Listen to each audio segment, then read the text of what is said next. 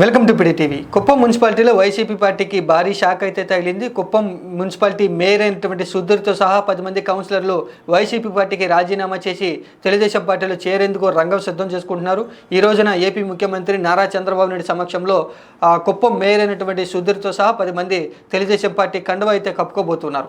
గతంలో జరిగినటువంటి స్థానిక సంస్థల ఎన్నికల్లో వైసీపీ పార్టీ కుప్పం మున్సిపాలిటీని అయితే కైవసం చేసుకోవడం జరిగింది. ఇప్పుడు తాజాగా జరిగినటువంటి సార్వత్రిక ఎన్నికల్లో ఫలితాలు తారుమారు కావడంతో వైసీపీ పార్టీ అధికారం దిగిపోవడంతో ఇప్పుడు కుప్పం మున్సిపాలిటీకి సంబంధించి పెద్ద ఎత్తున కౌన్సిలర్లు, మేయర్లు తెలుగుదేశం పార్టీ కండువా కప్పుకునేందుకు రంగం సిద్ధం చేసుకుంటూ ఉన్నారు.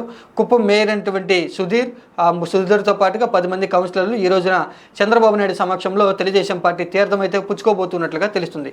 ఇక సార్వత్రిక ఎన్నికల్లో ఫలితాలు తారుమారు కావడంతో చిత్తూరు జిల్లాలో వైసీపీ పార్టీకి భారీగా షాక్లు అయితే తగులుతున్నాయి. ఇప్పటికే చాలామంది కూడా కౌన్సిలర్లు, కార్పొరేటర్లు వైసీపీ పార్టీకి రాజీనామా చేసి తెలుగుదేశం పార్టీ తీర్థం అయితే పుచ్చుకోవడం జరిగింది. మరికొంతమంది కౌన్సిలర్లు కూడా వైసీపీ పార్టీని వీడబోతున్నట్లుగా వార్తలు అయితే వస్తూ ఉన్నాయి.